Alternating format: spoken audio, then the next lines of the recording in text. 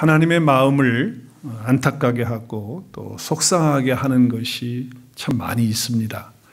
그 가운데 한 가지는 하나님의 사람이 하나님 사람답게 살지 못할 때 하나님은 정말 안타까워하시고요, 속상해하시고요, 그리고 때로는 한탄까지 하시는 그런 마음을 하나님은 표현하고 계십니다.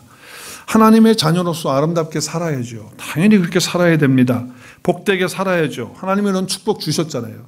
그런데 마치 하나님이 없는 사람들처럼 우리가 그렇게 살아간다, 아니면 동물처럼 본능적으로만 육체를 따라서만 살아간다고 하면, 그래서 죄 속에서 우리가 그렇게 살아가는 모습들을 행한다고 한다면 우리 하나님은 정말 속이 상하시고 마음 아프시고 안타까우실 것이다 라고 하는 것이죠. 노아 홍수 이전에 많은 사람들을 하나님이 보시면서 그들이 행하는 모든 죄악들 때문에 정말 안타까워하셨습니다. 그러면서 창세기 6장에 보면 한탄하셨어요. 한탄, 너무 슬프신 거예요. 한탄이라고 하는 말씀을 해요. 그래서 오늘 창세기 6장 5절 6절에 보면 여호와께서 사람의 죄악이 세상에 가득한 것 때문에 또 그의 마음에 생각하는 모든 계획이 항상 뭐예요? 악한 것뿐이 없다는 거예요. 하나님이 그걸 보시고서 어떻게 하셨어요? 6절에 보니까 한탄하셨어요. 한탄. 여기 한탄이라고 하는 이 단어는 히브리어에 나함이라고 하는 단어를 쓰고 있어요. 나함이라고 하는 단어를 쓰는데, 근데 이 나함이라고 하는 단어는 단순히 그냥 분노를 말하는, 화가 나가지고 그렇게 살아야 되는데 살지 못하기 때문에 막 화가 나가서 치밀어가지고 분노를 폭발하는 그런 뜻이 아니에요. 여기는 살아가는 모습들을 보니까 너무 안타까워서 속상해서 어디까지 가냐면 불쌍한 마음까지 가는 거예요. 긍휼의 마음까지. 그래서 어쩔 줄 모르는 그러한 표현이 바로 뭐다? 나함이다 라고 하는 단어의 뜻이에요. 하나님은 우리를 보시면서 또 죄악된 세상을 보시면서 정말 안타깝기도 하지만 불쌍히 여기시면서 긍휼히 여기시는 그런 마음을 가지셨다는 거예요. 자, 그럼에도 불구하고 하나님이 너무 한탄하시니까, 마음 아프시니까 어떻게 했냐? 인간의 모든 이 창조해 놓은 것들을 하나님이 다 쓸어버리겠다. 창조한 사람뿐만 아니라 가축들과 기는 것과 공중의 새까지도 다 쓸어버리겠다. 물로 다 그냥 심판하시겠다라고 하셨어요. 왜냐하면 그것들을 지은 것들에 대해서 하나님이 한탄하셨기 때문이다라고 하는 것입니다. 여러분, 한탄이라고 하는 것은 어디까지 가야 된다고 그랬어요? 이 말씀이 나함이라는 말이 뭐라고요? 불쌍히 여기고 긍휼히 여기는 마음까지 가는 것이 한탄함의 마음이에요. 그래서 하나님께서 그 한탄하셨기 때문에, 그래서 어떻게 했느냐? 홍수로 다 쓸어버리시겠다고 말씀을 하시고 결정하셨지만 그래도 다 죽일 수가 없어요. 그래서 그 가운데 구원하기 위해서 은혜를 베푸시는 한 사람이 있었어요. 하나님 택하셨어요. 누구죠? 노아예요. 하나님이 노아에게 은혜를 베푸셨어요. 근데 여러분, 이 노아라고 하는 이름이 참 재밌어요. 우리가 알아야 될 것은 뭐냐면, 이 노아는 그냥 우리말로는 노아지만은 히브리어로는 노아흐 그래요. 발음이 지금 그렇게 나오는데, 그 뜻이 뭐냐면 위안이라는 뜻이에요. 안식이라는 뜻이에요. 근데 그 단어가 어디에서 나왔느냐? 그 뿌리가 어디냐? 루트가 어디냐? 그 단어가 어디서 나왔냐면, 어디서 나왔어요? 나함에서. 나함이 뭐라고 그랬어요? 나함이 긍휼히 여기고 불쌍히 여기는 자리까지 가는 거예요. 물론 안타까워요. 속이 상해요. 그렇지만 그걸로 끝나는 것이 아니고 불쌍히 여기고 긍휼히 여기는 거거든요. 그렇다고 한다면 노아라고 하는 이름을 하나님이 주시면서 결국은 어떻게 하시는 거예요? 안식을 주고 위안을 주겠다고 하는 메시지를 담고 있다라고 하는 거예요. 자, 그래서 한탄한다는 그 마음은 정죄하는 마음이 아니에요. 저주하는 마음도 아니에요. 안타까워서 불쌍히 여기시면서 위안하시면서 안식을 주시면서 또 뭘 주시는 거예요? 구원을 주시겠다는 마음인 거예요. 그 단어가 바로 노아라고 하는 단어 속에 담긴 비밀이라는 거예요. 하나님의 마음이 어디에 담겨져 있었어요? 노아라고 하는 이름에 담겨져 있었던 거예요. 하나님의 마음은 심판을 원하시는 게 아니에요. 저주를 원하시는 것이 아니에요. 저와 여러분이 안식을 얻고 위안을 얻고 구원을 얻기를 원하는 것이 하나님의 본심인 줄로 믿으시기를 바랍니다. 어떤 상황이 됐든지 간에 하나님의 마음은 거기에 있다라고 하는 것을 알려주시고 있는 거예요. 그렇습니다. 하나님은 우리를 만들어 놓으시고 참 보기에 좋으셨다고 그랬어요. 보기에 좋으셨다. 정말 그래요. 그런데 하나님의 자녀들인데 하나님의 자녀답게 살지 못할 때 하나님의 마음은 찢어지고 너무나 마음이 아프고 상하는 거예요. 그런데 왜 그러실까? 하나님이 우리를 너무너무 사랑하시기 때문에 그렇다는 거예요. 우리가 자녀를 키워보지만 자녀가 나를 속상하게 할 때 있었어요. 뭐 지금도 간혹 있어요. 마음 아프게 할 때 있어요. 그리고 어떨 때는 정말 자녀가 삐뚤어 나가가지고 그런 경험을 가지신 부모님도 있을 거예요. 그때 그 마음이 어때요? 정말 아픈 거거든요. 안타까운 거죠. 속이 상한 거죠. 화도 나거든요. 그렇지만 그게 본심은 아닌 거예요. 본심은 뭐예요? 내 자녀를 향한 사랑이 있는 거예요. 그렇기 때문에 그러한 마음들이 생기는 거예요. 하나님도 똑같다는 거예요. 우리를 사랑하시기 때문에 그러시다고 하는 말씀을 하는 거예요. 자, 그래서 오늘도 본문 우리가 이사야서를 읽었는데 이사야서의 본문에 보면 똑같은 하나님의 마음이 이사야 선지자를 통해서 이스라엘 백성들에게 전달해 주고 있는 것이 오늘 말씀이에요. 자, 오늘 말씀에 보세요. 오늘 말씀에 보면 여인들이라고 하는 말을 9절, 10절, 11절에서 계속 얘기해요. 여인들아, 딸들아. 그러면서 뭐라고 그래요? 내 말에 귀를 기울이라. 내 목소리를 들어라. 이렇게 말씀을 해요. 자, 그러니까 오늘은 설교 시간에 여자들만 들으셔야 되는 거야. 왜냐하면 아니란 여인들아, 여자들아, 딸들아 이렇게 말씀을 하셨으니까 그러니까 남자들은 뭐 사실은 오늘 들을 필요가 없네요. 자, 눈 감으시고 다 조용히 주무시든지 아니면 나가시든지. 왜? 오늘은 뭐 여인들만 들으면 되는 말씀인데 남자들이 뭐 들을 필요가 뭐 있겠는가 이렇게 생각하는데 사실은 이스라엘 백성 모두를 향해서 주시는 말씀이죠. 여러분 성경을 읽다 보면 성경을 기록할 당시에 구약이나 신약이나 여자들은 사람 취급이 안 됐어요. 그래서 하나님의 말씀을 전할 때 사실은 여자들이 듣기보다는 누가 다 들었습니까? 남자들이 다 들었어요. 그 남자들이 듣고 남자가 변화되어서 아내들에게 하나님의 말씀을 가르쳐 그렇게 되어져 있었던 그런 문화의 형태를 가지고 있었던 것이 구약시대 신약시대예요. 그런데 오늘 여기 여인들아 딸들아 하면서 남자들은 얘기하지 않고 이렇게 이야기하고 있어요. 근데 왜 그러면 여자들의 명칭만을 하나님께서 이렇게 쓰고 있었는가? 물론 배경을 보면 그 당시에 부유했던 가정들의 그런 여자들이 사치를 하고 안일함 속에서 빠지고 아마 그런 모습들 때문에 그대 근동사회에 있었던 그 잘못된 것들을 지적하시고 말씀하시기 위해서 주시는 그런 말씀이기도 하지만 실제로는 하나님의 나라에서는 우리가 육체적으로는 남성, 여성이 없어요. 하나님의 나라의 입장에서 보면 우리가 말하는 성, 남성, 여성 그건 사실 존재하지 않거든요. 그렇기 때문에 영적으로 보면 말씀을 받을 때는 여자의 입장에서 항상 하나님 말씀을 하시는 거예요. 여자의 입장에서. 그리고 말씀을 전하고 가르치는 것은 씨를 뿌리는 입장이기 때문에 남자의 입장으로 말씀을 하고 있어요. 그래서 성경을 볼 때 우리가 물론 그 배경과 그런 모든 상황들을 설명을 볼 때 그렇게 말할 수 있겠지만 그렇지만 오늘 말씀에서 그러면 여자들만 들으라고 하는 메시지냐? 그렇지가 않다는 거예요. 지금 여자들을 얘기할 때는 지금은 너희들이 정말 말씀을 받아야 될 때다. 너희들이 이 말씀을 받고 듣고 깨달아야 된다라고 하는 간절함이 그 속에 들어있는 거고 여자의 입장에서 이 말씀을 받아서 너희 것으로 삼아야 한다라고 하는 메시지가 거기에 들어져 있는 거예요. 자, 그러므로 하나님의 사람들이 하나님 사람답게 살지 못할 때 하나님은 어떻게 하신다? 질책을 하신다. 책망을 하신다. 그러면서 지금 말씀을 받고 있는 위치가 여자이기 때문에 오늘 여인들아, 여자들아, 딸들아라고 하는 표현을 쓰고 있는 것입니다. 그러니까 육체적으로 여자들만 아니고 남자들까지 다 포함하는 거 안 하는 거예요. 다 포함하고 있는 말씀이에요. 그 말씀을 하고 있는 거예요. 자, 그렇다면 오늘 하나님의 마음을 그렇게 속상하게 하고 안타깝게 한 것이 무엇일까? 마치 창세기에 하나님이 한탄하신 것처럼 하나님이 그렇게 안타까워하고 마음이 찢어질 것처럼 그렇게 했던 이유는 무엇일까? 오늘 이사야 선지자를 통해서 우리에게 주시는 메시지가 있는 것이죠. 오늘 9절 말씀을 함께 보겠어요. 우리 9절 보면 정말 하나님이 왜 그렇게 속상해 하시고 안타깝게 하셨는가? 왜 그럴까? 오늘 여인들을 부르기 전에 그 앞에 쓰고 있는 형용사를 봐야 돼요. 뭐라고 형용하고 있죠?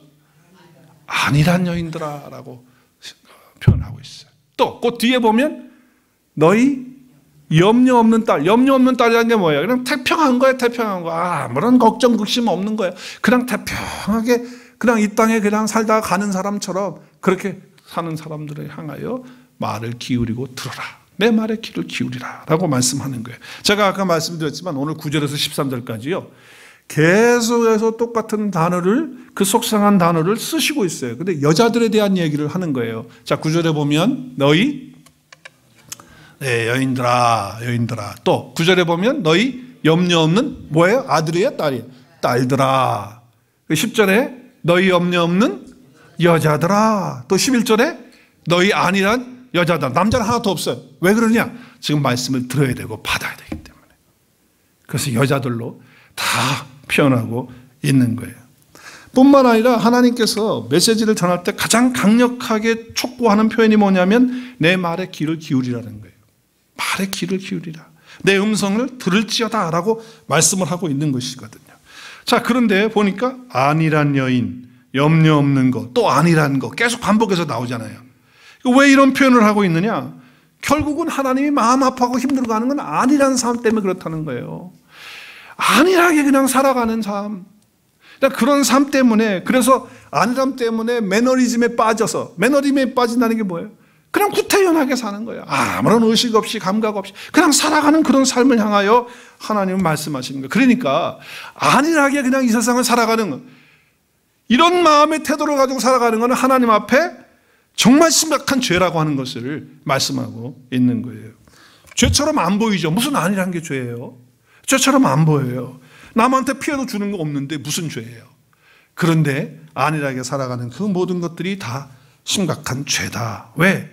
안일함은 매너리즘에 빠지게 만드는 것이고, 매너리즘에 빠지게 되면 틀에 박힌 그런 삶을 살게 되고, 구태의하는 삶을 살게 되니까 예배를 드리는 것이나 영적인 생활을 하는 것이나 모든 것에 신선함도 없고 열정도 없고 감격도 없고 감사도 없고 그냥 매너리즘에 빠지는 거예요. 그냥 안일함에 빠지는. 오늘 주일이네. 예배 가고. 오늘 그냥 구원 받은 사람인데 그냥 그러면서 살아가는 삶을 다 하나님은 지금 안타까워하시면서 속상해하고 있는 거예요. 과거에 우리 믿음의 선배들 보세요.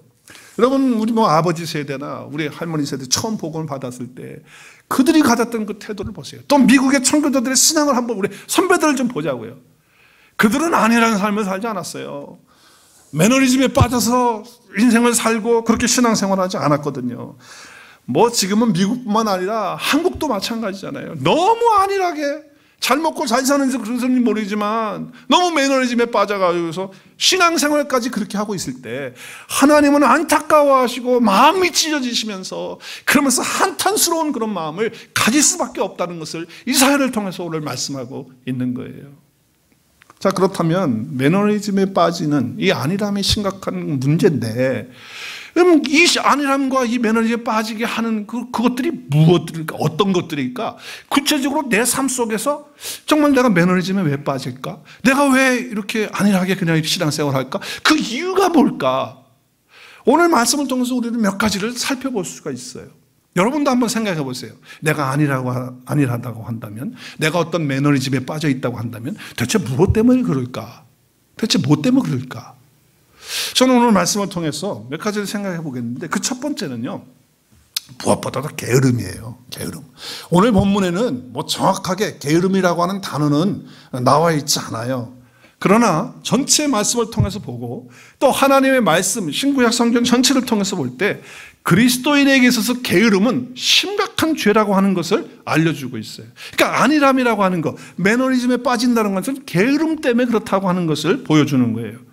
우리 잠언 말씀에 보면 잠언에서는요, 여러 가지 말씀들을 하지만 크게 하나님 앞에서 아름다운 사람과 아름답지 못한 사람이 있는데, 아름다운 사람들의 모습에는 이런 모습들이 있는데 특별히 지혜롭다라고 하는 거예요. 지혜롭다고 하는 거예요. 그런데 아름답지 못한 사람들은 어리석다라고 하는 거예요. 그리고 또 한 가지를 얘기해요. 뭘 얘기를 하냐면 게으름을 얘기해요. 그래서 여러분 잠언에 보면 계속해서 어리석음과 지혜, 그리고 부지런함과 게으름에 대한 이야기를 계속하고 있는 거예요. 그리고 음란한 얘기를 하고 있고요. 아무튼 정말 하나님의 말씀에서 우리가 아름답게 살려고 한다면 게으름에서 벗어나야 된다라고 하는 말씀을 주고 있는 거예요. 게으름은 정말 나쁜 습관이에요. 이건 안 되는 거예요. 우리 삶에 있어서는 안 되는 거예요. 신약 성경에서도 와서 보면 이 게으름에 대해서 경고를 하고 있거든요. 많은 경고를 해요. 우리 한번 다 찾아볼 수 없죠. 신약 성경에 있는 구절들, 대표적인 말씀들 몇 구절만 우리 한번 같이 읽어봤으면 좋겠어요. 로마서 12장 11절 시작. 부지런하여 게으르지 말고 열심을 품고 어떻게 하라? 주를 섬. 어떻게 섬겨야 된다고요? 열심히. 게으르지 말아야 돼요. 게으르면 안 된다는 말씀을 하고 있어요. 자, 히브리서 6장 12절 같이 읽겠습니다. 게으르지 아니하고 믿음과 오래 참음으로 말미암아 약속들을 기업으로 받는 자들은 본받는 자가 되게 하려는 것이라. 그러니까 우리가 게을러가지고 본을 보이지 못하는 그런 삶을 살면 안 된다는 거예요. 부지런해야 된다는 말씀이에요. 믿음 생활할 때 우리가 게으르면 안 된다 말씀을 주는 거예요.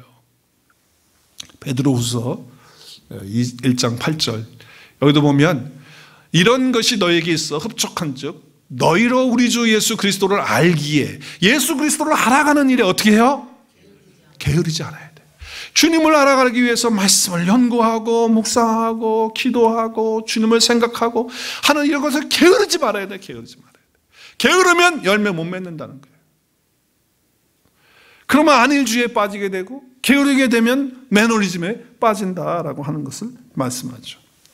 7교회 가운데 첫 번째 교회를 향하여 주님이 말씀하신 교회예요. 에베소 교회를 향해서 말씀하셨는데 또 내가 참고 내 이름을 위하여 견디고 그 다음에 뭐 했다고요? 핍박이 왔을 때 견딜 뿐만 아니라 어떻게 했다고요? 게으르지 아니한 것을 누가 알아요? 주님이 아셨어요. 여러분 저와 여러분의 삶을 주님이 다 알고 계시는데 우리가 게으르지 아니해야 된다는 거예요. 하나님 앞에 그렇게 살아야 된다고 하는 말씀을 하고 있죠. 마태복음 25장에 보면 달란트 비유가 나와요. 여러분 달란트 비유 제가 말씀을 여러 번 해서 잘 알고 있겠지만 그 의미를 오늘 다 얘기를 할 수 없어요. 그러나 거기에 5달란트, 2달란트, 1달란트 받은 사람이 있잖아요. 그러니까 5달란트 받은 사람과 2달란트 받은 사람은 어떻게 했어요? 가서 5달란트 남겨왔어요. 부지런히 가서 게으르지 않고 그죠? 2달란트도 가서 부지런히 해서 얻어가지고 왔어요. 2배를 갖고 왔어요. 그런데 주인이 왔을 때 그 5달란트를 남긴 사람하고 2달란트 남긴 종에게 뭐라고 주인이 얘기해요? 시작. 착하고 충성된 종아 이렇게 얘기를 해요. 자, 그런데 1달란트 받은 사람은 어떻게 했어요? 게을러가지고 어떻게 했어요? 땅 가서 파가지고 그 당시에 은행이 없으니까 땅 파가지고 거기다 묻어놓고서는 주인이 온다고 하니까 다시 파가지고 그대로 1달란트 가져왔어요. 그때 주인이 하신 말씀을 들어야 돼요. 주인이 하신 말씀이 뭐예요? 악하고 게으른 종이에요. 여러분 여기 악하고 게으른 종 할 때 악한 것 따로 게으른 것 다른 게 아니에요. 같은 말이에요.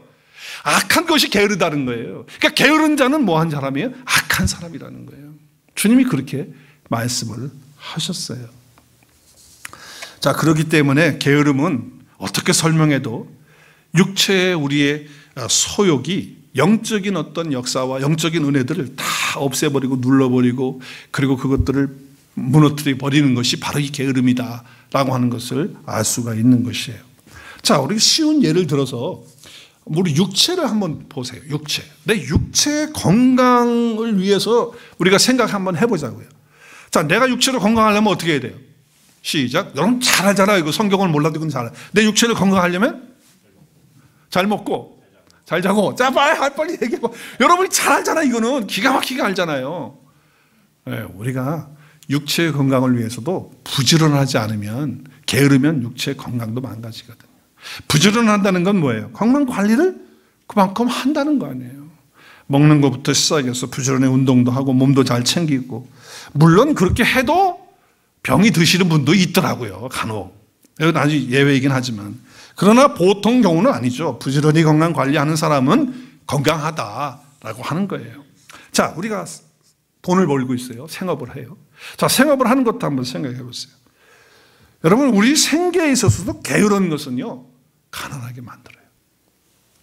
물론 부지런히 일해도 부자가 안 될 수도 있습니다. 내가 정말 일평생 열심히 일하고 부지런히 일했는데도 돈은 부자로도 못 벌었어요. 그러나 부지런히 일하면 먹고 살 수 있어요, 없어요?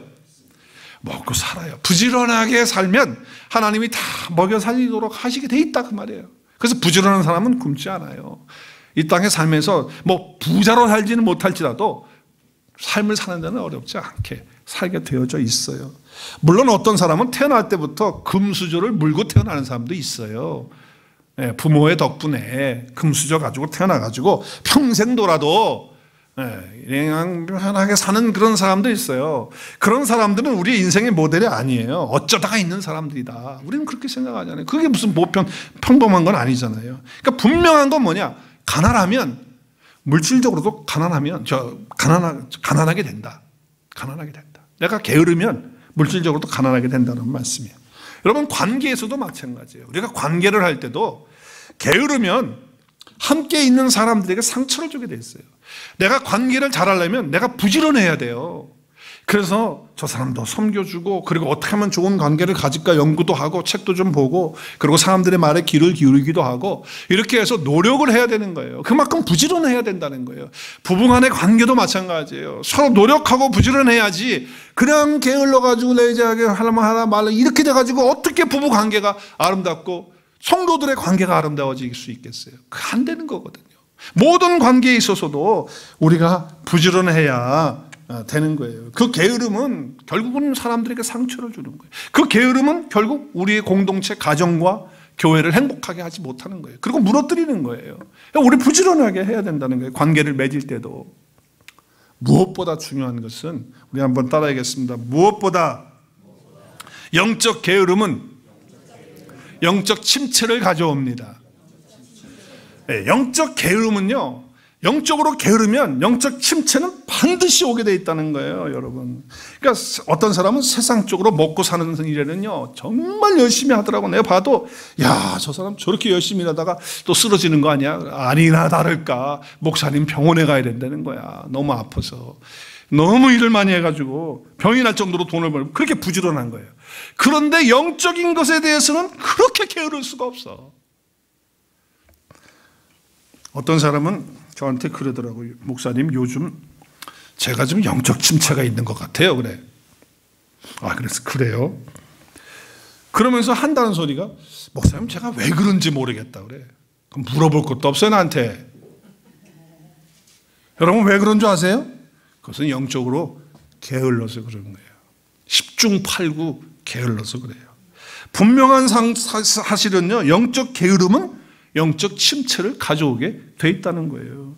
그러니까 영적 게으름 때문에 영적 능력 잃어버려, 하나님 주신 영적 축복 다 잃어버려, 그리고 생명력까지 다 잃어버리는 거예요. 그러니까 침체가 되는 거란 말이에요. 성도들 가운데 예배의 단이 무너지는 이유가 왜 그런다고 생각하세요? 왜 예배의 단을 쌓아야 되는데 예배의 단이 자꾸 무너집니까? 가장 많은 이유는 무슨 환경의 어려움 때문에, 몸이 피곤하기 때문에, 물론 그런 이유도 되겠지만은 게을러서 그런 거예요. 게을러서. 어제도 어느 분 한 분을 만났는데 오랫동안 교회를 안 나고 예배를 안 드리는 거야. 하나님의 자녀가. 그럼 어떻게 해요? 그래서 목사가 권면을 했어요. 왜 그러느냐? 예배를 하나님 앞에 드리지 못하면 이거 안 되는 거 아니냐. 개인적인 예배도 중요하지만 공적인 함께 드리는 예배가 얼마나 중요한데, 예배를, 그러니까 공적 예배 드리지 못하니까 개인적인 예배도 못 드리는 거 아니냐 했더니 그렇다는 거예요. 개인적으로 예배 못 드린다는 거예요. 그러면 공적 예배 나와서 이제는 예배를 회복해야 된다. 근데 왜 그렇게 예배를 못 드렸냐 그동안? 뭐라고 얘기했겠어요? 목사님 아침에 못 일어나서요. 게으름 때문에 예배 빼먹는 거예요. 밤에 무슨 일이 많아서 바빠서 일을 늦게까지 하다 보니까 그래서 피곤해서 또 게으름 때문에 예배를 빼먹는다는 거예요. 또 예배 자리에 와 있어도 마찬가지예요. 예배 자리에 와 있어도 게으름 때문에 마음은 지금 딴 데가 있는 거야. 마음은 딴 데 분주한 거예요. 거기 부지런해. 거기에. 예배에는 전혀 부지런함이 없어. 게으름 속에 있는 거야. 예배. 몸은 와 있지만. 그러니까 생각과 마음이 세상의 일에 다 빼앗기고 예배 드리는 순간에 지금 와 있음에도 불구하고 게으름 속에 있는 거예요. 그러니까 영적 침체가 오는 거죠. 겨우 한번 따라하세요. 겨우 주일 예배만 참석하고, 시작. 겨우 하면, 그러니까 겨우 할 때 좀 힘든 소리를 해야 돼요. 겨우 주일 예배만 간신히 참석하고, 참석해서도 마음이 어떻게 해요? 부지런하지 않아. 하나님의 말씀에 대한 부지런함이 없어. 예배에 대한 어떤 갈망이 없어. 그러면 뭐예요? 영적 침체는 개런티 되는 거예요. 그 영적 게으름이라고 하는 것은 이렇게 무서운 거예요. 그러나 여러분, 정말 하나님 앞에서 영적으로 부지런한 사람은 예배 1시간 드리는 것이 아니 왜 이렇게 빨리 지나가는지, 아니 목사님 예배가 그냥 금방 지나갔어요. 너무 빨리 예배가 끝났어요. 그래요. 할렐루야. 근데 겨우 주일 예배만 드리시는 분 어떨까요? 어떨까요? 주일 1시간 예배 드리는 게 아이고 예배가 왜 이렇게 또 길어? 목사님 설교는 또 오늘 왜 또 길어? 목사님이 이제 그렇게 하잖아요. 첫째로 이제 안심이 돼. 이제 첫째로 금방 되겠네. 그 둘째로 그래. 거의 다 끝났구나 이제. 셋째로 그러면 이제 끝났다 그러고 안심을 푹 놓고 있는데 마지막으로 그러면 이제 그때 그냥 기절하는 거지. 그러다가 또 덧붙여서 그래봐. 그러면 그냥 이제는 아이고.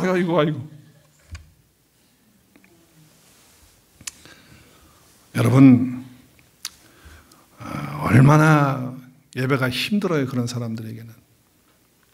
게을러서 다 예배가 무너지는 거예요. 제가 이민 와서 저도 청년회 때 왔기 때문에 와서 이제 학교를 들어가기 전에 여러 가지 일들을 많이 했었습니다. 그리고 조그만 개인 비즈니스도 했었습니다. 근데 정말 미국 생활 만만치 않더라고요. 좀 코피 나더만요. 이렇게 열심히 살아야 되니까 그래서 그렇게 공부하고 또 하면서 또 일도 하고 그리고 또 비즈니스 하나 조그맣게 해가지고서 하는데 만만치가 않은 거예요. 정말 쉽지 않더라고요. 교회에 내가 평신도 그때 성도였어요. 그냥 성도인데 수요 예배 있지, 또 새벽 예배도 계속 다 교회는 있잖아요. 한국 교회는 다 있잖아요. 제가 섬기던 교회도 그랬어요. 다 있어요. 저는 그냥 성도예요. 그런데 주일 예배도 그렇고. 근데 비즈니스 하다 보면 또 일을 하다 보면 피곤할 때도 있고 일이 또 많을 때도 있고 이거 잘라내기가 어려워요. 다 받아야 되고. 그게 참 힘들더라고요. 그럼에도 불구하고 말뚝을 딱 박는 거예요. 수요일 땅땅땅. 그래서 내가 예배 시간이 이제 7시 반이었는데 그때 저녁에 7시 반인데 내가 가는 시간하고 다 그걸 재. 그래가지고 손님을 받아. 그럼 만약에 손님이 왔는데 그 사람 하는 게 내가 안 될 것 같아. 그러면 제가 딱 거절하고 자르고 그리고 내일 오든지 다음에 오라. 미안하다. 내가 다른 약속이 있어서 오늘 못한다. 딱 하고. 근데 그게 쉽지 않더라고요. 이게 보이는데 그게 쉽지가 않아요. 그런데 그냥 성도였어요. 저 아무것도 아니고. 그런데 그렇게 했어요. 주일은 철저하게 어떠한 일이 있어도 제가 비즈니스 문 열지도 않고 함께 일하는 종업원들도 다 교회 가게 하고 그렇게 했는데 정말 이 하나님 앞에 예배하는 이런 예배의 그런 삶에 정말 내 중심을 들이고 부지런하게 그런 태도를 가지고 나가게 되니까 하나님께서 놀라운 은혜들을 주시더라고요. 그래서 아마 제가 목사가 된 것 같아요. 할렐루야.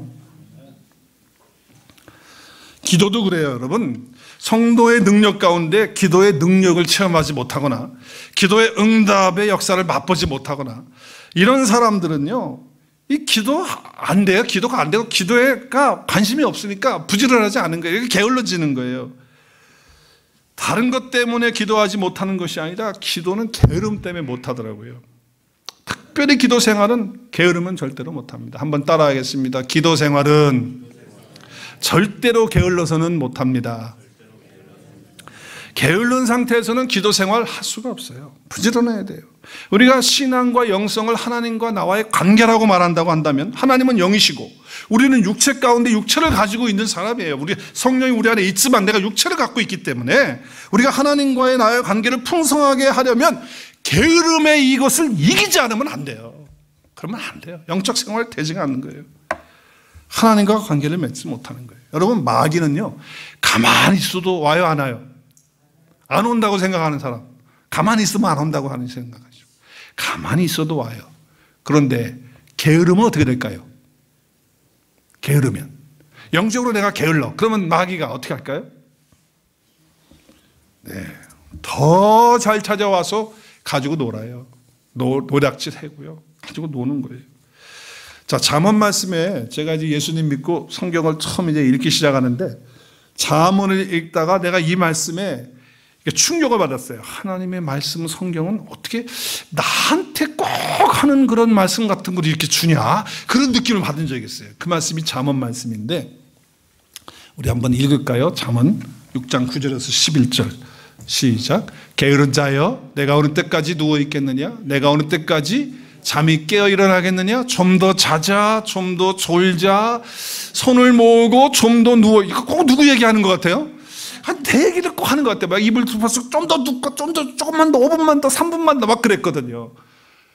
그런데 어떻게 해요? 11절에 내 빈궁이 강도같이 오며 내 궁핍이 군사같이 이르리라. 자, 그러면 여기서 이제 부지런해야 된다, 가난하면 가난해, 뭐 이거는요 세상 교양 강좌에서도 다 하는 거예요.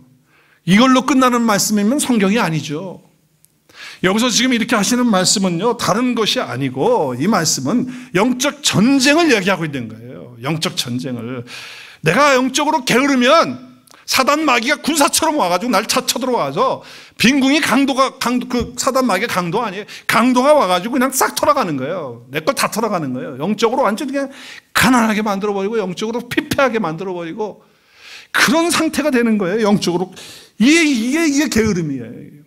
사단 마귀가 와서 다 노닥질해 간단 말이에요. 다 무너지는 거예요. 그래서 안일함과 이 매너리즘에 빠지는 것은 이렇게 위험한 거예요. 이 게으름 때문에 주어지는 거예요.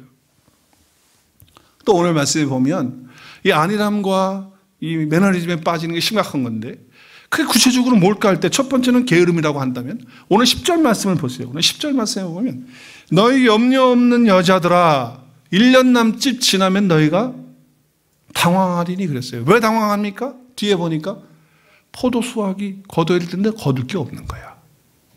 열매를 거두는 일이 되는데 열매가 없는 거야.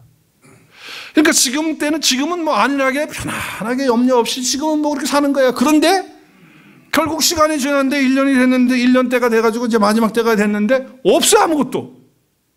무엇을 얘기하는 겁니까? 여러분 우리의 삶 속에서 안일하고 매너리즘에 빠지는 것은 마지막 추수 때를 모르고 그리고 무감각하게 살아가는 걸 말하는 거예요. 무감각하게 살아가는 거. 아무 감각이 없어요. 여러분 인생도 그렇고 역사도 그렇고 마지막 심판이 있습니까 없습니까? 있어요. 역사의 종말이 있어요 없어요? 있어요. 개인의 종말이 있어요 없어요? 죽음으로 와요. 있어요. 반드시 있거든요. 뭐 종말까지 아니라 할지라도 우리 속에 어려움이 오실 수 있고 생각지도 않았던 일이 닥치기도 하고 정말 상황이 그렇게 되어지는 때가 한두 번이 아니잖아요. 여러분 그렇잖아요. 그런데 아무런 대책 없이 아무런 감각 없이 무감각으로 그냥 인생을 살다가 이렇게 꽝 되면 어떻게 돼요? 꽝 되면 이렇게 딱 순간 닥치게 되면 어떻게 될 거예요? 정신 차리라는 거예요. 깨어있으라는 거예요. 무감각하면 결국 영적으로 잠든 상태라는 거예요.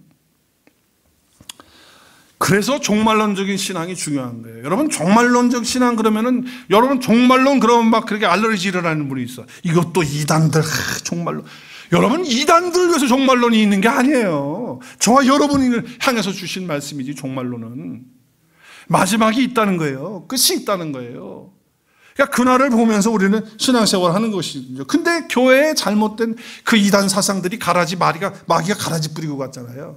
그래서 시한부적 종말론을 갖다가 누가 와서 또 얘기를 하고 이단들이 그런 얘기하고 그러니까 뭐 몇 년 몇 월 며칠에 뭐가 끝이 난다, 뭐가 주님이 온다, 뭐 이딴 소리 하고 있으니까 그냥 종말 그러면 우리는 듣기도 싫어하지. 그냥 종말 그러면 어이구. 또 극단적인 종말론자들은 어떻게 합니까? 극단적인 종말론자들은 그냥 뭐 재산 다 팔고 이제 세상 끝났으니까 뭐 모아놓을 게 뭐 있냐 다 하고 다 끝내고 이제 곧 다 끝났다 말이지. 이래가지고 극단적으로 가는 거예요. 그래서 그냥 가정 파탄에다가 그냥 뭐 사업 파탄 뭐 엉망진창으로 만드는 거죠. 이제 그런 모습들을 보면서 우리가 종말론적 신앙 그러면 이게 경계부터 하는 마음을 갖는단 말이에요. 근데 사실 그렇지 않아요. 우리는 종말론적 신앙을 가지고 살아야 돼요. 왜 그러냐면은 날마다 우리가 하루하루 살면서 오늘 하루가 마지막이 될지 몰라요. 주님 오실지 모르고 또 주님이 나를 부를지도 몰라. 어느 순간에 부르는 거예요. 그러니까 날마다 준비하면서 종말론적인 믿음으로 사실 수 있기를 주의 이름으로 축복합니다. 깨어 있으라는 거예요. 정신 차리라는 거예요. 순간마다. 제가 이틀 전에 지난 금요일 새벽에 일어났는데 말씀을 보면서 묵상을 하면서 이제 새벽 기도 가려고 준비를 하는데 그때까지는 괜찮았는데 운전하고 교회를 거의 다 도착했는데 이상하게 이쪽 심장 있는 쪽 가슴이 이게 찌르면서 막 아프고 막 이상한 현상이 뭐 이때까지 한 번도 느껴보지 않은 그런 어떤 통증이 오기 시작하더라고요. 그래서 이게 뭐지? 이제 그러고 와서 이제 기도를 새벽에 이제 기도할 때까지는 그냥 뭐 그런 대로 잘 견디면서 했어요. 그리고 이제 아침 묵상 걸 이제 보내야 되니까 또 준비해서 보내고까지 하는데도 계속 그렇게 있더라고. 마음에 이 아파요. 통증이 와요. 한 2분, 3분 만에 계속 이렇게 오는 거예요. 그래서 이상하다. 이제 그러고 있는데 점심때가 돼서 점심 식사를 하기 위해서 집에 가서 밥을 이제 먹고 그리고 이제 나와서 이제 금요일이니까 금요일 준비도 해야 되고 그러는데 이게 좀 안 좋아서 집사람한테 얘기를 했어요. 이런 상황이다. 지금 계속 새벽부터 지금 이런다. 나는 뭐 별거 아닌 것 같다. 처음 있는 건데 뭐가 그랬었는지 모르겠다. 이제 그랬더니 집사람이 나 몰래 또 큰딸 의사한테 전화를 한 거예요. 그래서 전화가 왔어. 나한테 와가지고 아빠 지금 말이지 그러고 있을 때가 아니다. 지금 이게 심장마비 증상인데 지금 뭐 하고 있냐. 지금 빨리 병원에 가서 이머전시 들어가서 체크업하고 그리고 조치를 취해야지. 그러고 있으면 안 된다고 막 호통을 치는 거예요. 그래서 저는 이제 생각 속에 자 8시에 우리 금요 예배 있어요. 할렐루야. 토요일 아침 7시 예배 있어요. 나 금요일 오후에 지금 금요일 오후 한 4시쯤 됐어요. 주일 1부 예배 2부 예배 있어요.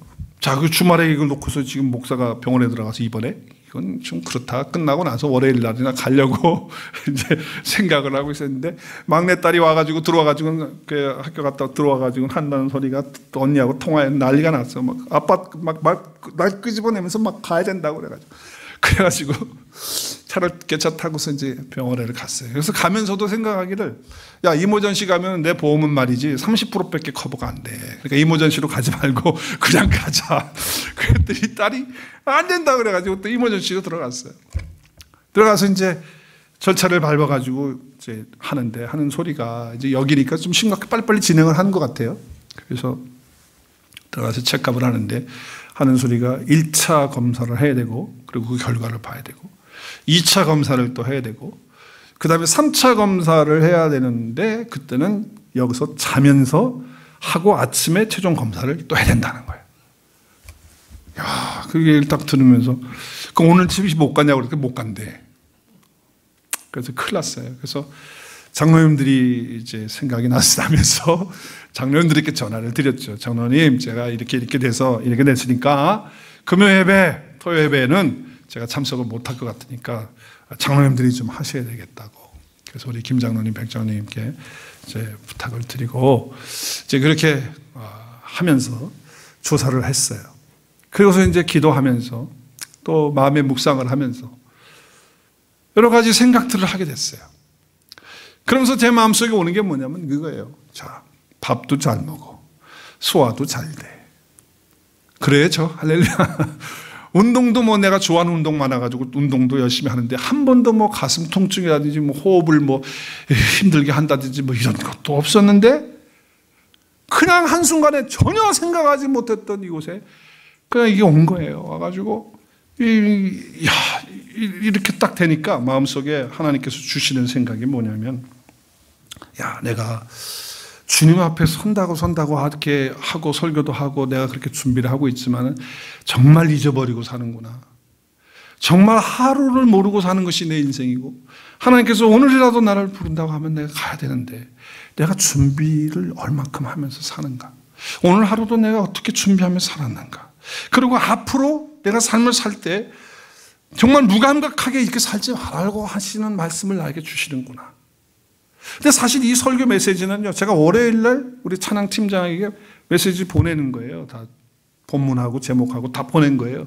그래서 사실 오늘 메시지하고는 이게 내가 이런 일이 일어나는 걸 모르는 거잖아요. 근데 말씀을 주셔서 하셨는데 결국은 아, 내가 오늘이 마지막이고 또 내일을 살 때 내일이 마지막이고 언제 어떻게 주님 앞에 서는지 모르니까 깨어있는 삶을 살라고 하나님께서 나를 또 새롭게 안일하게 했던 부분들, 매너리즘에 빠졌던 그런 어떤 목회적인 부분들이라든지 내 개인적인 삶의 부분들을 하나님이 깨닫게 해주시는 그런 은혜의 시간을 주시는구나. 할렐루야.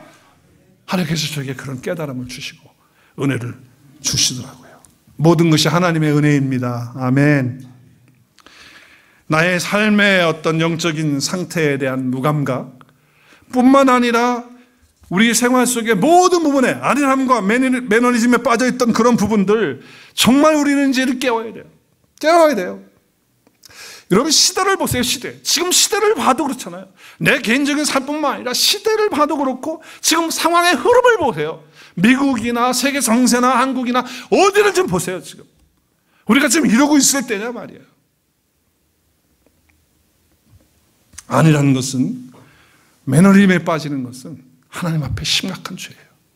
우리가 그렇게 살아서는 안 된다는 거예요. 자, 오늘 여기 또 한 번 보세요. 또 보세요. 11절 말씀에 보면 11절 말씀에 이렇게 말씀을 해요. 11절의 말씀에 보면 너희 안일한 여자들아 떨지어다. 너희 염려 없는 자들아 당황할지어다. 옷을 벗어 몸을 드러내고 배로 허리를 동일지어다. 만약에 안일하게 계속 산다고 한다면 너희들이 다 옷 벗게 되고 결국은 추치를 당하게 되고 그래서 그때 가서 후회하고 그때 가서 이렇게 할 거라고 하는 말씀도 되지만은, 그러나 또 한 가지 한편으로 생각하면 이중적인 것인데, 한편을 보면 결국 뭐 이렇게 당황스럽고 이렇게 떨리는 순간이 오지 않도록 적극적으로 먼저 옷을 벗고 허리를 동이고 회개하는 일을 하라고 하는 말씀을 주는 거예요. 그러니까 이 말씀은 뭐냐면 우리의 신앙생활에 있어서 수동적으로 하는 신앙생활을 하지 말라는 거예요. 항상 능동적으로 적극적으로 도전적으로 신앙생활을 하라고 하는 메시지를 우리에게 주고 있는 거라는 거예요. 여러분, 우리의 안일함과 이 매너리즘에 빠지게 하는 것은 수동적으로 사는 거거든요. 수동적으로 사는 거. 그래서 이걸 정말 우리 신앙생활에서 피해야 돼요. 여러분 가족 중에 내가 복음 전해야 될 가족이 있다. 뭐 남편이 됐든 아내가 됐든 내 딸이 됐든 뭐 아들이 됐든 아니면 내 형제가 됐든 어떻게 믿어야 된다.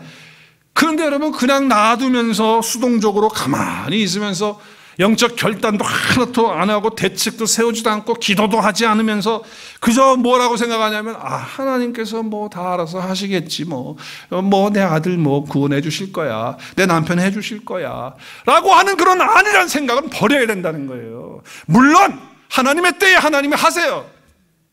그렇지만 그렇다고 해서 아니라는 게 기도 한마디 안 하고 정말 그 자식을 위해서 또 남편을 위해서 정말 내가 정말 복음을 전하는 그 일을 위해서 정말 마음의 어떤 마음속에 말이죠, 사생결단하는 그런 거 없이 그저 구태연하게 하나님이 다 하신다고 하시면서 그냥 그렇게 가만히 있는 것은 하나님 앞에 하지 못한 거예요. 그 수동적인 것은 하나님이 원치 않는 거예요. 물론 기다려야 될 때가 있어요. 하나님의 때가 있어야 그때 하나님 돌아오도록 하는 건 맞아요.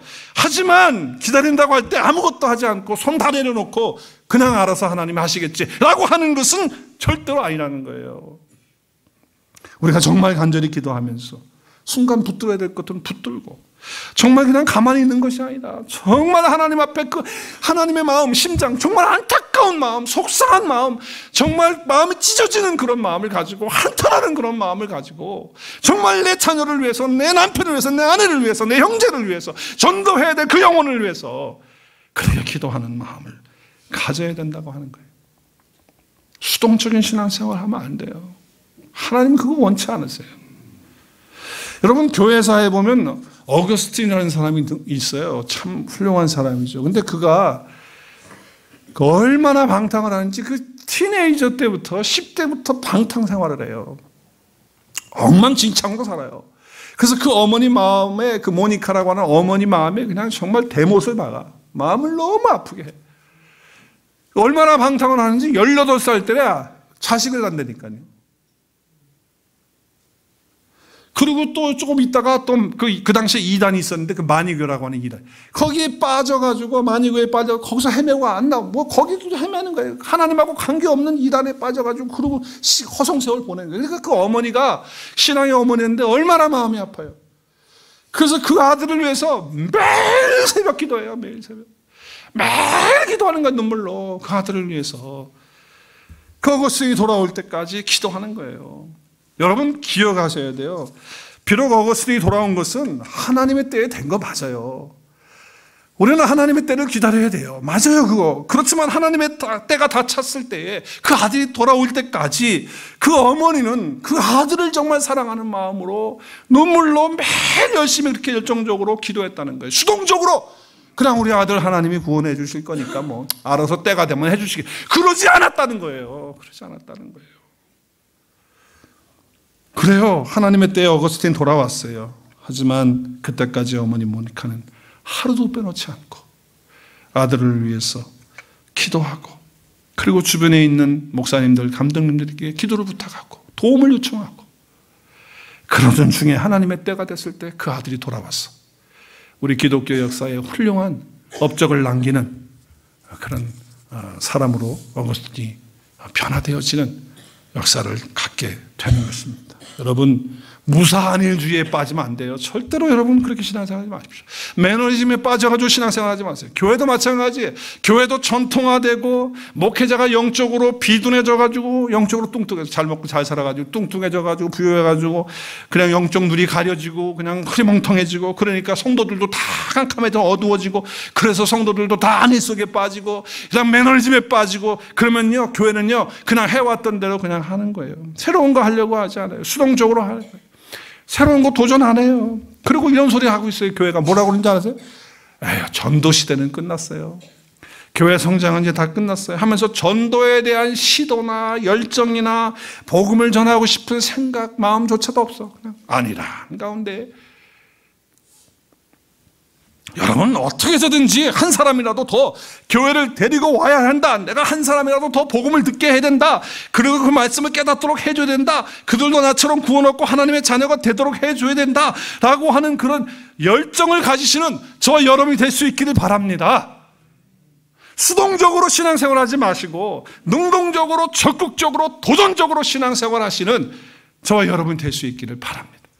옳은 그런 역사가 있기를 바라요. 그래서 우리가 피해야 될 게 뭐예요? 안일함과 매너리즘, 또 다른 내용으로는 수동적인 신앙생활 하는 것, 이것이라고 하는 걸 잊지 마셔야 돼요.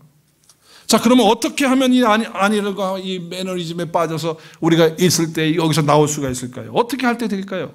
가능한 게 뭐예요? 오늘 15절 말씀. 15절 말씀이 뭐 지워졌나요? 15절 말씀이 지워졌네. 15절 말씀. 우리 같이 읽겠습니다. 마침내 위에서부터, 시작.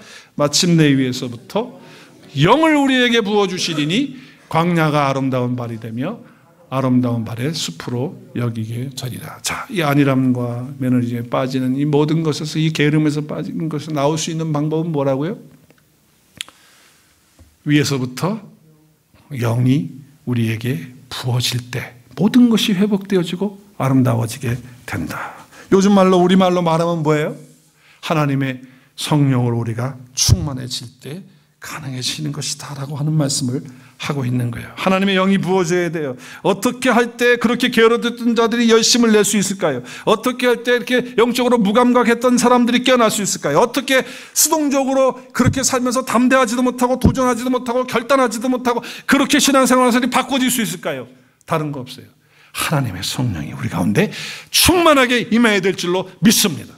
자, 그렇다면 우리는 성령을 구해야 돼요. 하나님의 성령으로 충만할 수 있도록 하나님 옆에 간구하고 하나님이 깨닫게 할 수 있도록, 성령께서 내 안에서 그렇게 역사할 수 있도록 간구하고 성령님을 바라보고 성령을 의지하고 살아가야 된다는 거예요.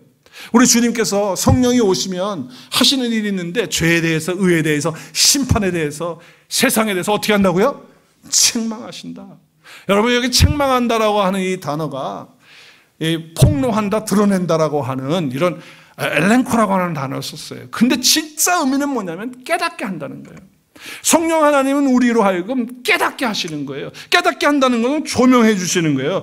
밝히 비추어 준다는 거예요. 그래서 말씀을 깨달을 수 있도록, 하나님의 뜻을 깨달을 수 있도록, 하나님의 역사를 깨달을 수 있도록 성령님을 깨닫게 해주시는 그런 역사를 우리에게 베풀어 주신다는 거예요. 자, 그래서 성령님은 우리에게 도전을 주시는 거예요. 그러니까 오늘도 우리는 다른 거 없어요. 정말 이 안일함과 이 매너리즘에 빠지는 이런 상황 속에서 우리가 깨어나고, 그래서 부지런하게 게으르지 않고, 부지런하게 또 영적으로 무감각하지 않고, 그리고 더 적극적으로 소극적이 아니고 그렇게 신앙생활을 하려면 하나님의 성령이 저와 여러분 가운데 충만하게 임해야 될 줄로 믿습니다. 성도님을 간구하십시오. 자, 성령이 오시면 어떻게 되느냐? 에스겔은 이렇게 예언했어요. 새 영을 너희 속에 두시겠다는 거예요. 내 속에, 우리 속에. 그리고 우리의 마음에 두는데, 우리 굳은 마음, 딱딱한 마음, 하나님 앞에 바르지 못한 마음, 구태의연한 마음, 아니란 마음을 다 바꾸신다는 거예요. 새롭게. 그리고 우리 속에 성령을 통해서 하나님의 말씀들을 지켜나갈 수 있도록 역사해 주신다고 하는 것입니다. 오늘 이사야 선지자를 통해서 안일한 여인들아 일어나 내 목소리를 들으라 라고 하는 말씀을 주십니다. 사랑하는 자녀들이여, 내 말씀을 깨닫고 성령 충만할지어다 라고 하는 말씀으로 받으시길 바랍니다. 그래서 성령이 우리 안에 오늘도 충만하고, 성령의 능력을 구하고, 성령이 나를 다스리시고 그 성령의 능력으로 사는 사람이 될 수 있도록, 그래서 성령이 우리 속에 충만해지면 내 마음속에 있던 안일함이나 구태의연한 것이나 또 매너리즘에 빠졌던 것들을 다 뒤집어 엎으실 줄로 믿습니다. 그래서 여러분 제대로 한번 신앙생활 하시는 저가 되고 여러분이 되고 우리 오늘의 교회가 될 수 있기를 주의 이름으로 축복합니다. 우리 함께 기도하는 시간 갖겠습니다.